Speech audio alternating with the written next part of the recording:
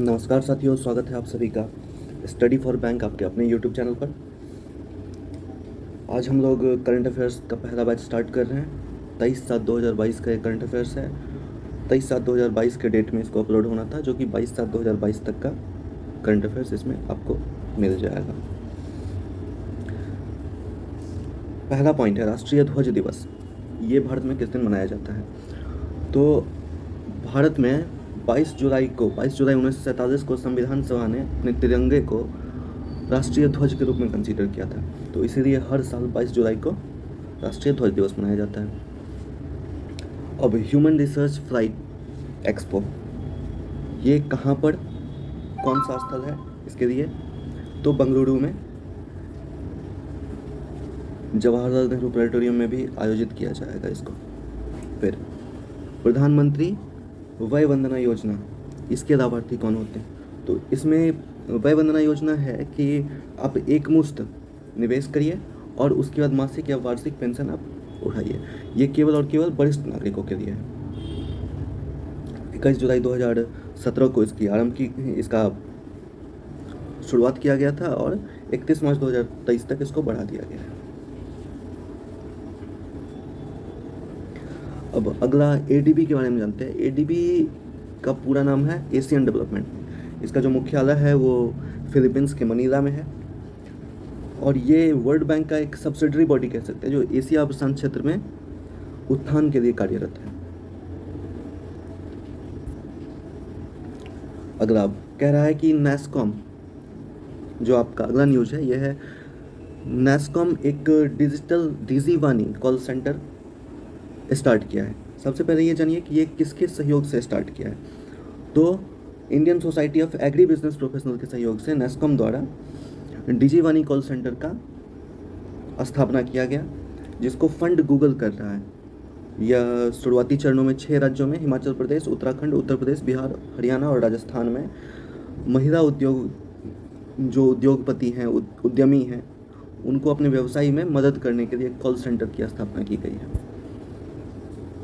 NASSCOM होता क्या है, इसके बारे में जानेंगे। National association of software and services company, यह आईटी उद्योग जो है उसका शीर्ष निकाय है। इसका स्थापना 1988 में हुआ था। नेक्स्ट, कारगिल युद्ध का 23 साल पूरा होने जा रहा है और आज़ादी का जो हमारा 1947 में जो हमको आज़ादी मिला, उसका अमृत महोत्सव देश इस बार मनाने वाला है। तो इसी अवसर पर इस जश्न को मनाने के लिए नई दिल्ली से द्रास तक बाइक रैली भारतीय सेना द्वारा निकाली जा रही है। नेक्स्ट, इटली के प्रधानमंत्री, जो अभी करंट के प्रधानमंत्री हैं, मारियो ड्रैगी, ये इस्तीफा दे दिए हैं। अगला, शेख मोहम्मद सबा अल सलेम कुवैत के नए प्रधानमंत्री बने हैं। नाम याद रखिएगा, शेख मोहम्मद सबा अल सलेम, ये नए प्रधानमंत्री बने हैं कुवैत के। अब फिकी 2022-23 के लिए भारत का जो जीडीपी है उसके ग्रोथ रेट को घटा करके 7% कर दिया गया। अब जीडीपी समझते हैं कि क्या होता है। जीडीपी का मतलब हुआ कि किसी देश के पूरे सीमा के अंदर एक पर्टिकुलर वित्तीय वर्ष में, जो फिनेंशियल ईयर होता है, उसमें जितने भी तरह का उत्पाद बनाया गया, वस्तु बनाया गया, सेवा बनाया गया, उसका जो पूरा वैल्यूएशन है उसको जीडीपी कहा जाता है। तो जीडीपी का ग्रोथ रेट फिकी 7% बताया है। इसके बाद राजर्षि गुप्ता ओएनजीसी विदेश लिमिटेड के प्रबंध निदेशक बनाया गया है इनको। एफआईएच होता है फेडरेशन ऑफ इंटरनेशनल हॉकी, या फिर इंटरनेशनल हॉकी फेडरेशन भी इसको कहा जाता है। इसके जो कार्यवाहक अध्यक्ष नियुक्त हुए हैं वो मिस्र देश से बिलोंग करते हैं और उनका नाम है सैफ अहमद। अगले करंट अफेयर की तरफ हम लोग जाते हैं। आरबीआई 3 कोऑपरेटिव बैंकों पर जुर्माना लगाया है। कौन कौन सा बैंक है? श्री मल्लिकार्जुन पटाना कोऑपरेटिव बैंक लिमिटेड, उसके बाद गिरना कोऑपरेटिव बैंक और रायगढ़ सहकारी बैंक। ये 3 बैंक है जिस पर आरबीआई ने जुर्माना लगाया है। अब हम लोग फिकी के बारे में जानते हैं। फिकी भारत के व्यापारिक संगठनों का एक संघ है। इसका फुल फॉर्म है federation of Indian chambers of commerce and industry. इसकी स्थापना कब हुई? तो 1934 ईस्वी में इसकी स्थापना हुई। और वर्तमान में इसके चेयरमैन कौन है, अध्यक्ष कौन है? तो संजीव मेहता इसके अध्यक्ष हैं। अब आरबीआई एक 4 स्तरीय नियामक ढांचा अपनाया है शहरी सहकारी बैंकों के लिए, शहरी सहकारी बैंकों के उत्थान के लिए।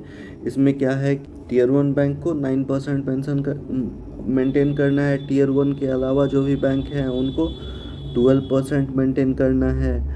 जो लिक्विडिटी है उसको बनाए रखने के लिए टीयर 1 को कहा गया है 2 करोड़, और बाकी उसके अलावा बाकी को 5 करोड़ मेंटेन करने के लिए। तो यही कुछ इसका ढांचा है, इसका 4 स्तंभ है जो बनाया गया है। और आरबीआई ने ये निर्देश दिया है सारे सहकारी बैंकों को कि आप इस तरह से काम करेंगे। जो कमेटी बनाई गई थी उसके चेयरमैन थे एनएस विश्वनाथन।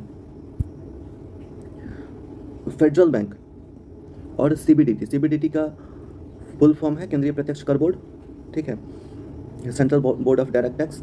फेडरल बैंक और सीबीडीटी ये दोनों मिलकर के जो कर सेवा है, ठीक है, जो कर भुगतान है उसका ऑनलाइन आप कर भुगतान कर सकते हैं इसके पोर्टल पर जाकर के। एक पोर्टल बनाया जा रहा है, इन दोनों ने अपने सहयोग से बनाया है। अगला है शून्य ब्याज वाले वित्तीय उत्पादों को प्रतिभूति के रूप में सरकार ने घोषित कर दिया। शून्य ब्याज वाले जो उत्पाद हैं वो कौन होते हैं? तो जो गैर लाभकारी संस्थान होते हैं उनके द्वारा जो उत्पाद लाया जाता है, यानी एनजीओ जो होते हैं जिनके द्वारा जारी किया गया उत्पाद जो होता है उसको प्रतिभूति घोषित कर दिया गया है। नेक्स्ट करंट अफेयर की तरफ चलते हैं। 22 जुलाई को आपका विश्व मस्तिष्क दिवस मनाया जाता है। ओकला के स्पीड टेस्ट ग्लोबल इंडेक्स में भारत को 118वां स्थान मिला है। असम के जो मुख्यमंत्री हैं हेमंत बिस्वा शर्मा, ये स्वनिर्भर नारी योजना का शुभारंभ किए हैं।